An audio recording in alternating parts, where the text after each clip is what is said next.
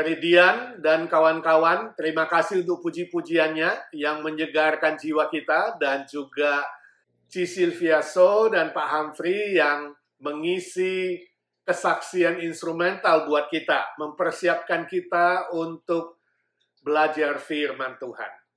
Mari kita berdoa sebelum kita belajar firman Tuhan. Bapa di sorga, kami mengucap syukur dan terima kasih. Tuhan memberi kami kesempatan untuk belajar firman-Mu. Urapilah hamba-Mu yang lemah dan terbatas ini. Juga Tuhan mengurapi pikiran kami, hati kami, dan telinga kami. Supaya apa yang kami pelajari boleh kami mengerti dan kami boleh lakukan di dalam kehidupan kami masing-masing. Berdoa bersyukur dalam nama Tuhan Yesus, Juru Selamat kami yang hidup selama-lamanya. Amin. Saudaraku, hari ini kita akan teruskan dengan studi kita, pelajaran kita tentang mengenal Roh Kudus. Seri yang ke-6, dan hari ini saya memberikan subtema dosa terhadap Roh Kudus dan akibatnya. Dosa terhadap Roh Kudus adalah sebuah topik yang jarang sekali dibicarakan atau dibahas. Padahal dosa terhadap Roh Kudus ini adalah dosa yang paling sering dilakukan oleh manusia.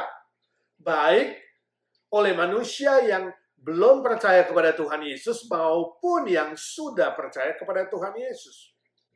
Apa saja dosa yang dikategorikan sebagai dosa terhadap Roh Kudus? Dosa apa saja dan apa pula akibatnya jika tidak segera bertobat? Yang pertama, menghujat Roh Kudus. Mari kita baca firman Tuhan dalam Injil Matius 12 ayat 31 dan 32. Demikian firman Tuhan. Sebab itu aku berkata kepadamu, segala dosa dan hujat manusia akan diampuni. Tetapi hujat terhadap Roh Kudus tidak akan diampuni. Apabila seorang mengucapkan sesuatu menentang anak manusia, ia akan diampuni. Tetapi jika ia menentang Roh Kudus, ia tidak akan diampuni. Di dunia ini tidak, dan di dunia yang akan datang pun tidak. Saudaraku, firman Tuhan tadi diucapkan oleh Tuhan Yesus.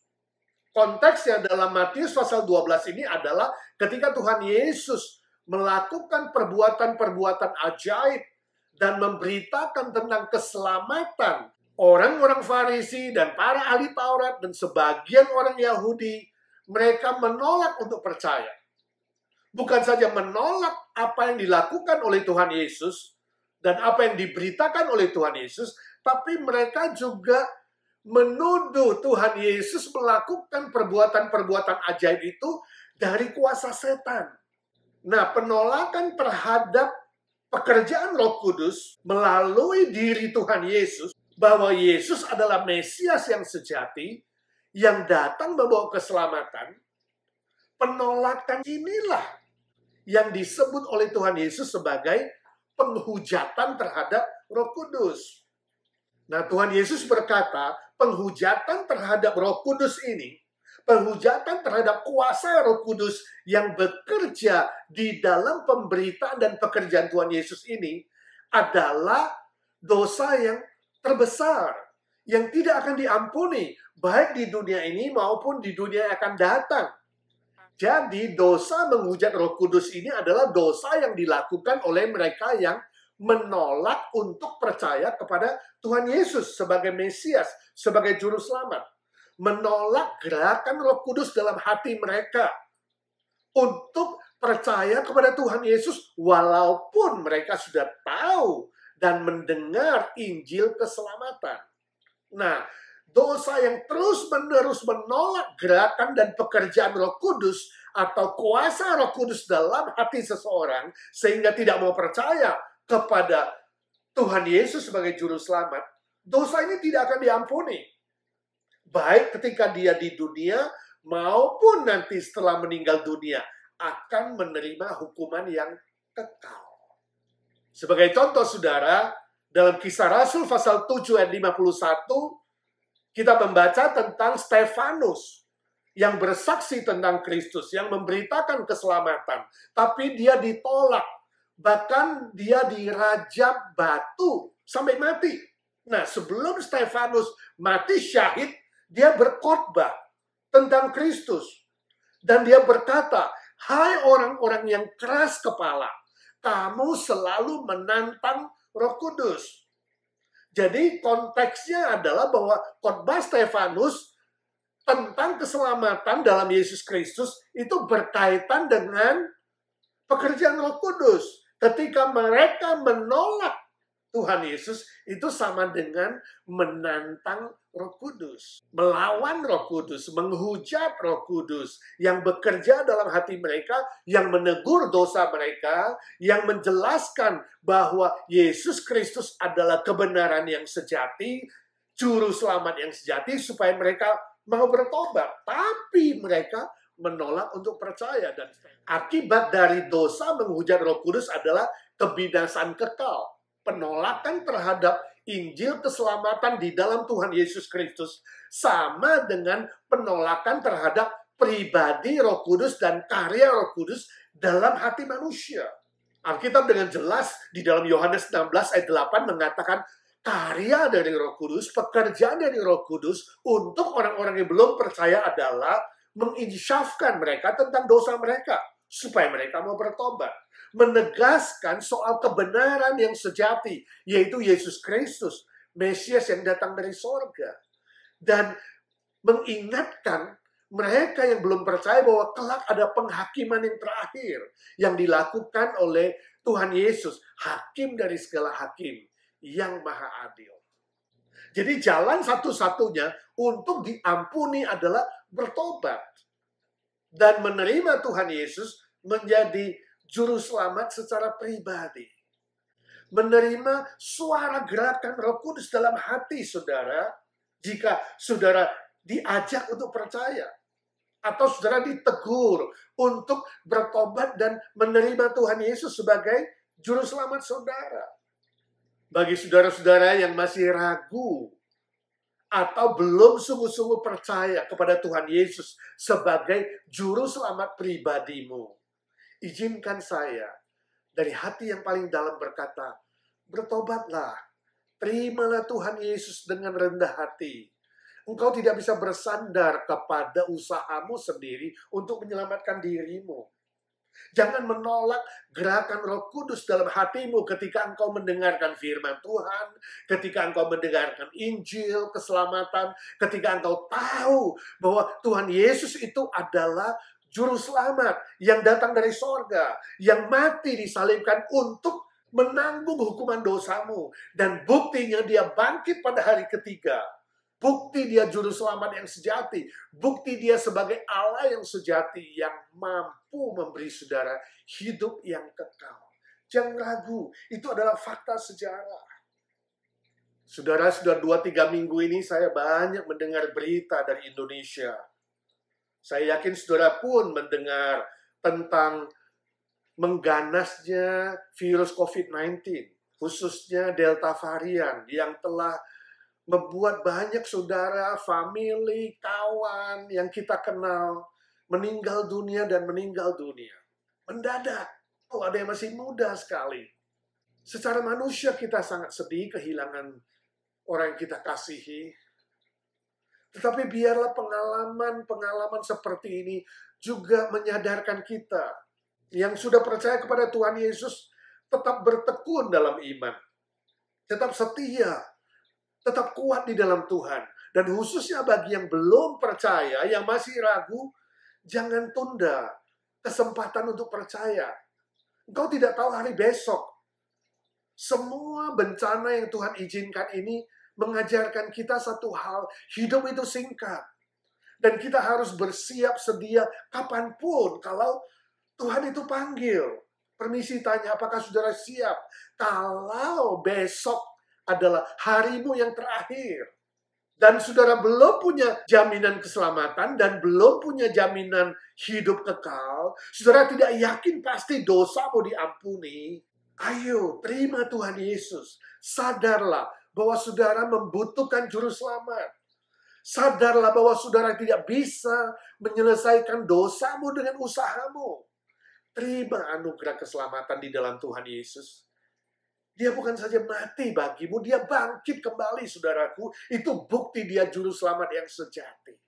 Jangan berdosa menghujat Roh Kudus, menolak gerakan Roh Kudus. Kalau hari ini saudara mendengarkan Injil keselamatan, ayo rendahkan hatimu dan terimalah Tuhan Yesus. Jika saudara menolak terus dan menolak terus, saudaraku, akibatnya adalah kebinasaan kekal. Izinkan saya dengan rendah hati mengundang saudara sekali lagi, buka hatimu dan terima Tuhan Yesus Kristus sebagai satu-satunya Tuhan dan Juru Selamatmu yang sejati. Maka dosamu akan diampuni. Sorga akan dibuka dan dia mencurahkan sukacita pengampunan. Mencurahkan damai sejahtera sorgawi dan memberimu jaminan hidup kekal selama-lamanya. Maukah saudara? Yang kedua, mendukakan Roh Kudus. Mari kita baca surat Efesus pasal 4 ayat 30. Demikian firman Tuhan. Dan janganlah kamu mendukakan Roh Kudus Allah yang telah memeteraikan kamu menjelang hari penyelamatan. Nah, saudara, ini adalah dosa yang dilakukan oleh mereka yang sudah percaya kepada Tuhan Yesus, yaitu orang-orang Kristen. Orang Kristen bisa melakukan dosa mendukakan Roh Kudus. Istilah memeteraikan kamu jelas menunjuk kepada orang-orang yang sudah percaya. Orang-orang Kristen seperti kita, murid Kristus. Ketika kita pertama percaya kepada Tuhan Yesus, menerima Tuhan Yesus, maka Roh Kudus akan melakukan pekerjaan memeteraikan kita menjadi milik Allah selama-lamanya. Jadi dosa ini tidak ada hubungannya dengan keselamatan kekal, tetapi berhubungan dengan ketidaktaatan orang percaya, ketidaktaatan orang Kristen terhadap karya Roh Kudus di dalam dirinya. Setelah kita percaya, kita masuk ke dalam proses pengudusan, proses kedewasaan iman di dalam Tuhan Yesus. Nah, itu membutuhkan kerjasama antara gerakan Roh Kudus, pimpinan Roh Kudus, pengajaran Roh Kudus dengan free will kita, kehendak bebas kita.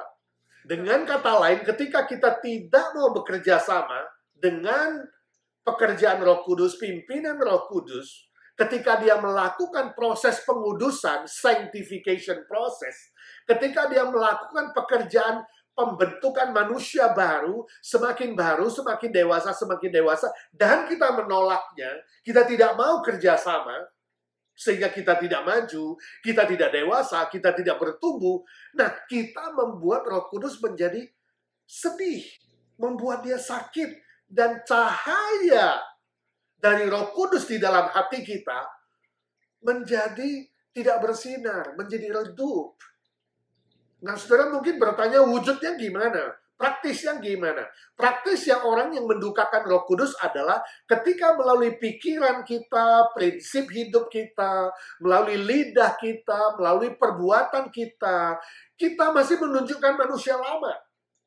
Kita tidak mau berubah menjadi manusia baru. Misalnya sering ragu-ragu dan tidak mau percaya, sering khawatir, bersungut-sungut, hidup dalam kepahitan, dalam kemarahan, dalam kebencian, keserakahan, kepalsuan, kemunafikan, kedengkian, perkataan yang kotor, yang najis, pekerjaan yang tidak sopan, perbuatan-perbuatan jahat lainnya. Semua ini adalah manusia lama. Jadi dalam Efesus dijelaskan, manusia lama itu harus ditinggalkan, ditanggalkan, dicopot, dan kita memakai manusia baru. Nah, ketika kita tidak mau menanggalkan manusia lama itu, kita mendukakan Roh Kudus. Lalu apa akibatnya dari dosa mendukakan Roh Kudus ini? Akibatnya adalah kita memberhentikan, menstop supply sukacita, damai sejahtera, dan berkat-berkat lainnya yang sudah disiapkan oleh Roh Kudus untuk kita, itu terhenti. Supply-nya terhenti dan stop.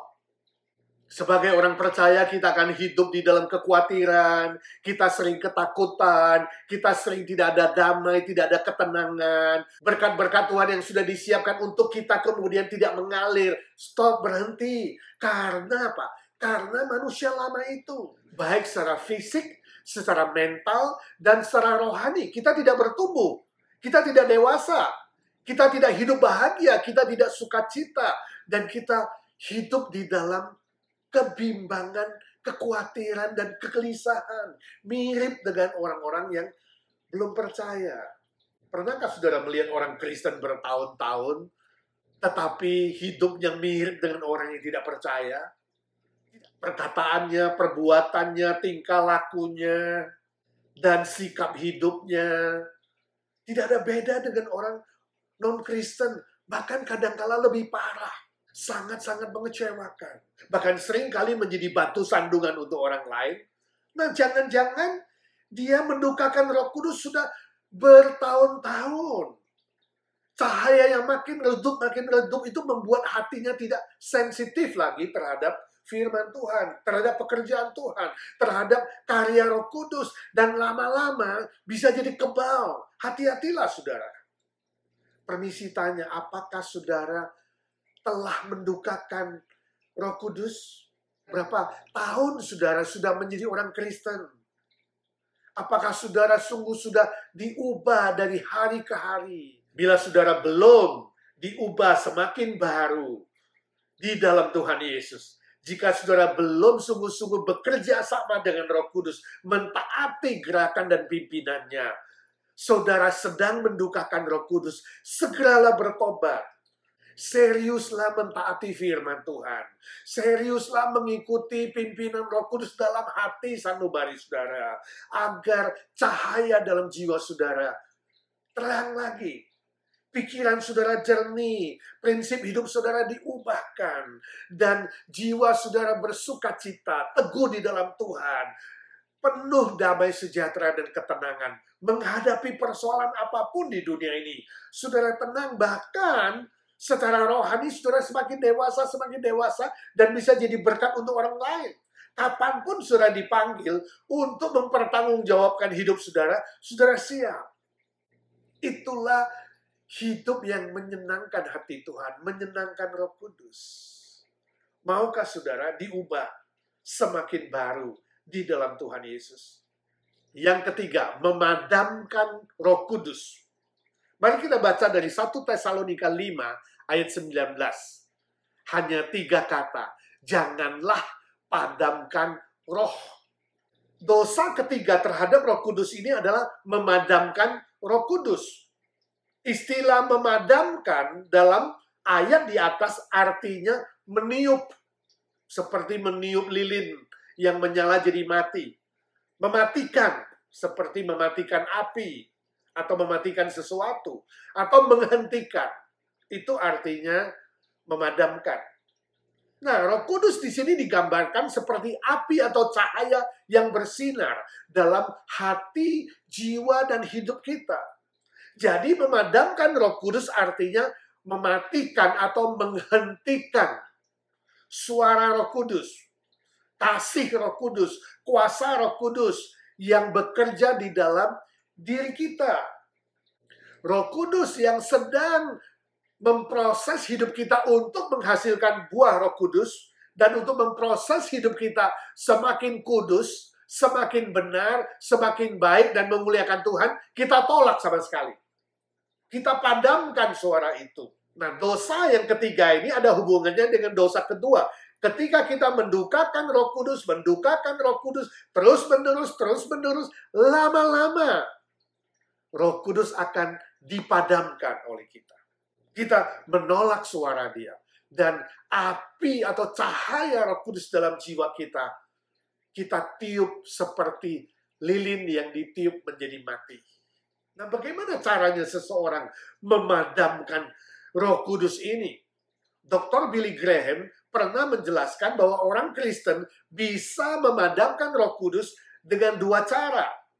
Yaitu yang pertama, ketika orang Kristen tidak berdoa, tidak membaca firman Tuhan, tidak mau bersaksi, dan tidak menggunakan semua karunia-karunia yang diberikan oleh Roh Kudus untuk melayani pekerjaan Tuhan. Contohnya ibarat mobil, saudara. Mobil kita jika kehabisan bahan bakar, tidak ada bensin sama sekali, jelas mobil itu tidak akan bergerak.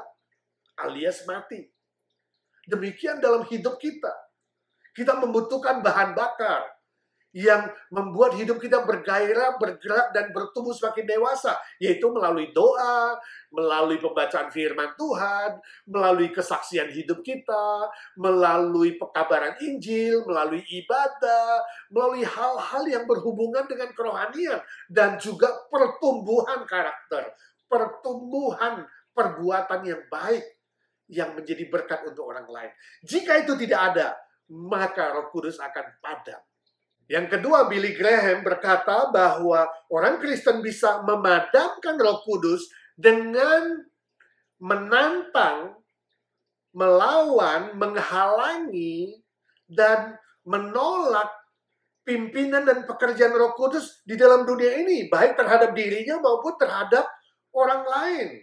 Misalnya, dia menghalangi pekerjaan pekabaran Injil untuk memenangkan banyak jiwa, atau menentang pelayanan di dalam gereja Tuhan, atau menolak gerakan Roh Kudus dalam hatinya untuk mentaati firman Tuhan, melakukan pelayanan atau memperluas pekerjaan kerajaan Tuhan di bumi ini.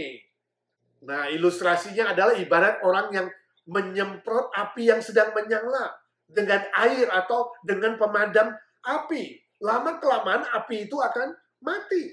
Demikian juga api Roh Kudus yang terus bekerja dalam jiwa kita, dalam hati kita, juga di dalam dunia ini, untuk memenangkan sebanyak mungkin manusia kepada Tuhan, memperluas kerajaan Allah, dan untuk mendukung pekerjaan Tuhan melalui gereja Tuhan, mendewasakan jemaat, dan menumbuhkan orang-orang Kristen agar semakin memuliakan Bapa di surga. Jika orang Kristen menentang, menghalangi, dan menolak pekerjaan itu sama dengan memadamkan Roh Kudus. Cukup jelas? Lalu apa akibatnya? Dosa dari memadamkan Roh Kudus ini. Akibatnya adalah kita akan kehilangan berkat dan pemeliharaan Allah yang sempurna, yaitu damai sejahtera dan sukacita yang memelihara roh, jiwa, dan tubuh kita. Dalam 1 Tesalonika pasal 5 ayat 13, firman Tuhan berkata, "Semoga Allah damai sejahtera menguduskan kamu seluruhnya, dan semoga roh, jiwa, dan tubuhmu terpelihara sempurna dengan tak bercacat pada kedatangan Yesus Kristus Tuhan kita." Saudara, ini adalah doa berkat dari Rasul Paulus untuk jemaat Tesalonika. Doa berkat ini supaya tubuh, jiwa, dan roh mereka terpelihara sempurna oleh damai dari Tuhan, sukacita dari Tuhan, sampai bertemu dengan Tuhan Yesus. Atau sampai Tuhan Yesus datang, artinya sampai selama-lamanya, baik di bumi maupun setelah tinggalkan bumi ini.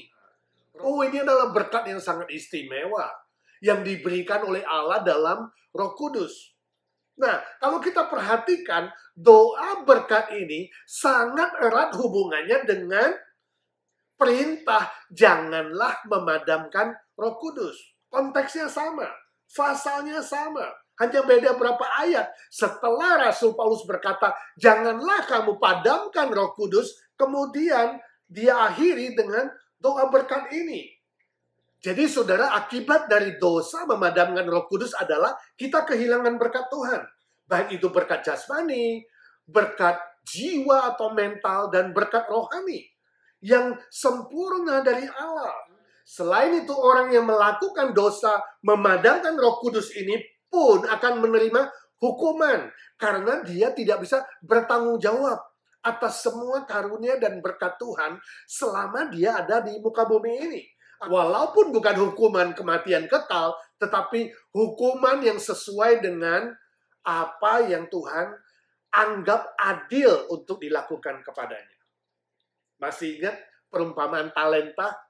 Yang 5 talenta dan 2 talenta bisa mempertanggungjawabkan karunia mereka dengan baik, sedangkan yang 1 talenta tidak bisa. Lalu dia disebut hamba yang malas dan jahat. Sedangkan yang 2 dan 5 disebut hamba yang baik dan setia. Yang menerima hukuman adalah hamba yang malas dan jahat. Menerima hukuman yang berat, yang setimpal. Saudaraku, apakah engkau sedang jatuh di dalam dosa memadamkan Roh Kudus? Jalan keluarnya adalah saudara merendahkan hati di hadapan Tuhan dan belajar menghitung semua berkat dan karunia Tuhan bagi saudara. Dan saudara mulai merespon dengan baik, dengan benar, sesuai dengan pimpinan Roh Kudus dalam hati saudara. Lalu pakailah kehendak bebas saudara untuk bekerja sama dengan Roh Kudus. Mentaati gerakan Roh Kudus dalam hati saudara. Kalau dia pimpin saudara melayani, saudara melayanilah. Kalau dia pimpin saudara mengabarkan Injil, kabarkanlah Injil Kristus.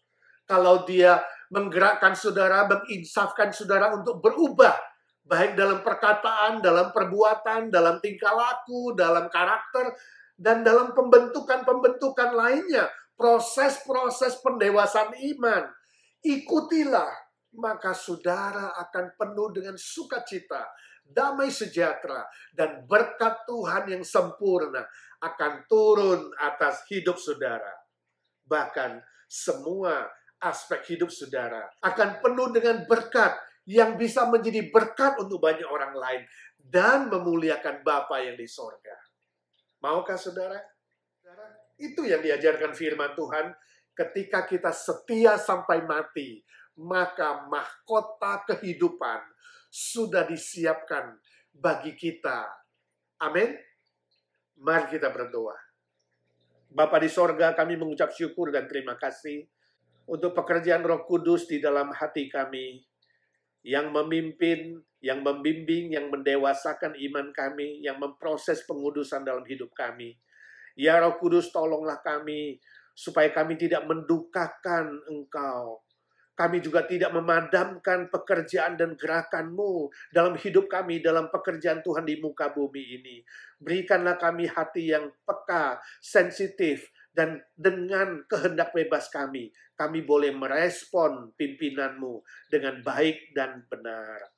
Saat ini kami juga mau berdoa bagi saudara-saudara yang masih ragu, yang belum percaya sungguh-sungguh kepada Tuhan Yesus sebagai Tuhan dan Juru Selamat mereka.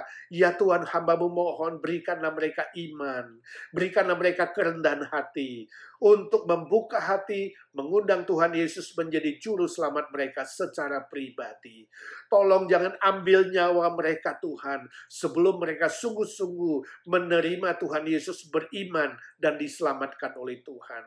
Janganlah mereka menghujat Roh Kudus sampai nafas yang penghabisan. Kasihanilah mereka, ya Tuhan.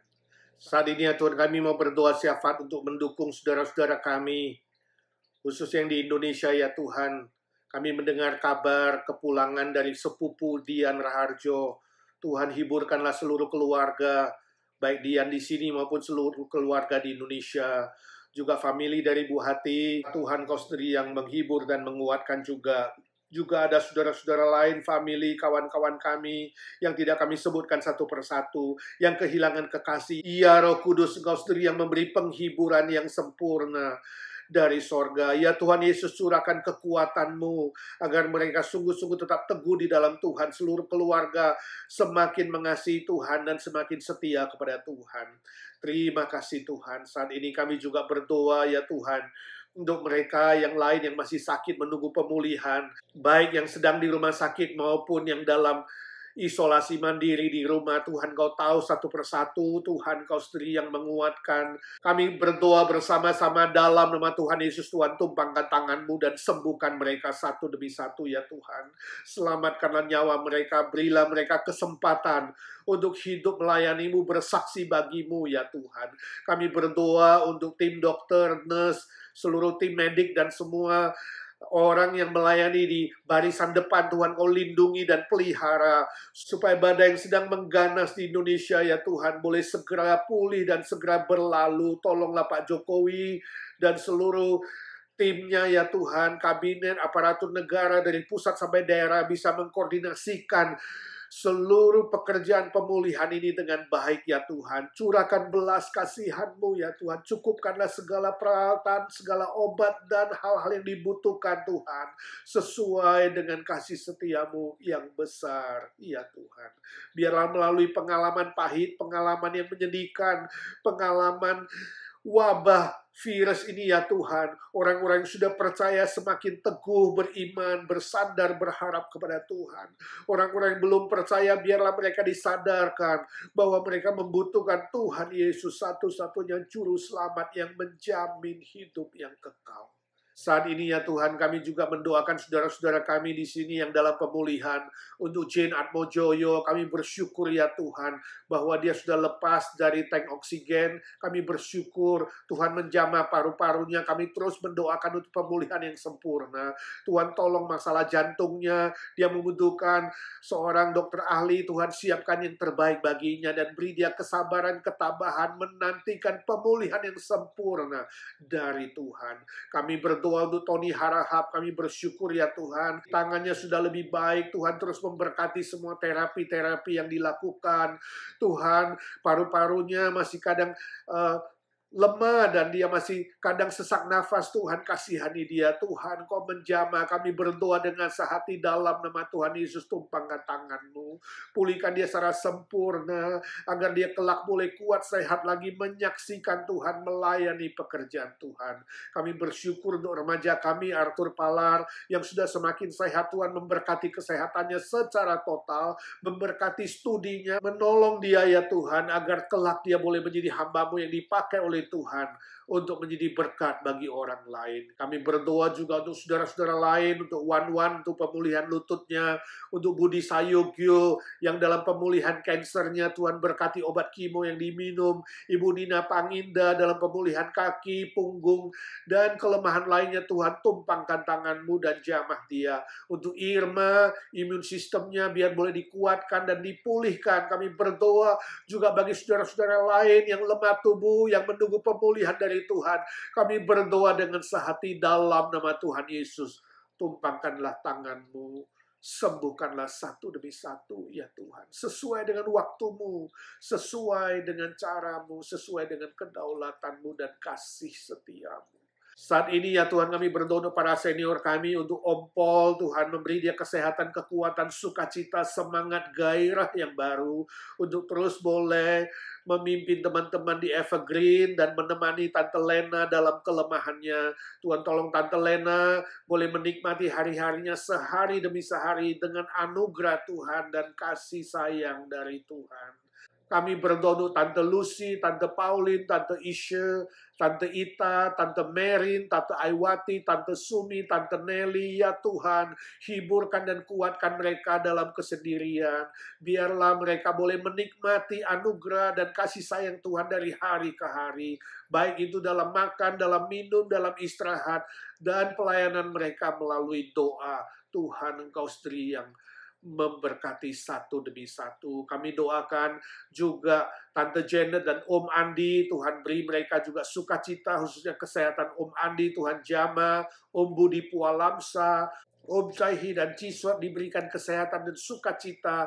Juga Andre, Tuhan memberkati masa depannya. Untuk Ko Chun Hong dan Ci Eti, Tuhan memberkati dengan kesehatan. Mereka menemani cucu, Tuhan memberikan kebahagiaan tersendiri dan kekuatan untuk setiap minggu bisa beribadah dengan penuh sukacita. Kami doakan Ci Meling, Ci Irene, dan semua senior-senior lain yang tidak kami sebut satu persatu. Tuhan tahu. Tuhan beri mereka kesehatan, beri mereka damai sejahtera dan sukacita, dan menjalani hari-hari mereka sesuai dengan kasih setia Tuhan. Dan berkatilah pelayanan mereka melalui doa-doa mereka ya Tuhan, mendukung pekerjaan Tuhan di muka bumi ini. Kami berdoa untuk semua majelis, aktivis, dan seluruh jemaat IGNC. Tuhan memberkati supaya tetap boleh kompak menjaga hubungan persaudaraan yang baik, hidup saling mengasihi, saling menghormati, saling menguatkan, saling menghibur, saling mendoakan, supaya dunia tahu kami semua adalah murid-murid Kristus. Dan berikanlah kami kesehatan, kekuatan untuk boleh terus beribadah dengan sukacita dan melayani pekerjaan Tuhan, memenangkan jiwa-jiwa yang belum diselamatkan. Jadikan IGNC gereja yang mengabarkan Injil, gereja yang berdoa, gereja yang mengasihi, gereja yang memuliakan Tuhan. Saat ini kami berdoa untuk Amerika ya Tuhan, masih juga dalam pemulihan COVID-19 yang belum selesai, khususnya varian Delta yang masih muncul. Tuhan, Kau sendiri yang menolong dan memberkati semua penanganan dengan baik. Tuhan memberkati vaksin nasional boleh berjalan dengan lebih baik, lebih lancar, lebih cepat selesai. Dan Tuhan, angkatlah semua badai ini, biarlah Amerika pun ya Tuhan, boleh diubahkan, beri kebangunan rohani, kebangunan moral, dan hati yang takut akan Tuhan, khususnya mereka yang liberal, yang sengaja melawan Tuhan. Kami berdoa ya Tuhan, kasihanilah mereka. Biarlah hati nurani mereka boleh diterangi lagi oleh firman-Mu, oleh gerakan dari Roh Kudus, oleh suara Roh Kudus yang menegur dan menginsafkan mereka. Ya Tuhan, kami berdoa untuk pekabaran Injil di seluruh dunia, entahkah melalui medsos, melalui literatur, melalui radio, melalui pembagian Alkitab, acara penginjilan lewat gereja, lewat program-program penginjilan, lewat pribadi, dan melalui cara apa saja ya Tuhan. Biarlah orang-orang yang belum mendengarkan Injil boleh diberi kesempatan mendengar tentang Tuhan Yesus, mendengar tentang keselamatan, pengampunan dari Tuhan, dan mereka boleh menerima Tuhan Yesus menjadi juru selamat mereka. Terima kasih Tuhan, saat ini kami berdoa untuk pergumulan kami masing-masing. Hamba-Mu ingin berdoa untuk semua yang mengikuti acara persekutuan ini ya Tuhan. Secara kelompok atau secara pribadi kami minta dalam nama Tuhan Yesus, dengarkanlah doa anak-anak-Mu satu demi satu ya Tuhan.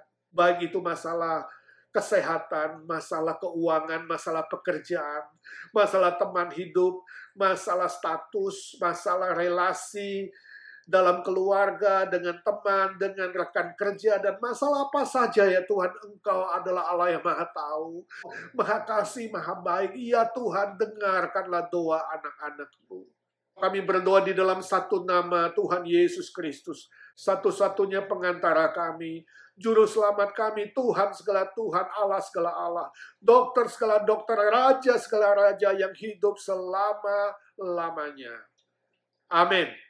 Saudara, 2 hari lagi, hari Minggu, kita tetap ada ibadah live di gereja jam 11. Dan minggu ini kita akan belajar sebuah tema, bagaimana melenyapkan rasa bersalah.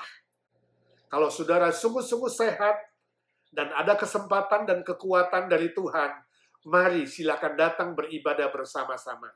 Bagi saudara yang kurang sehat, atau yang tidak bisa ibadah pagi, silakan mengikuti ibadah online jam 6 sore. Doakan kalau YouTube lancar jam 5 sore. Tuhan memberkati saudara.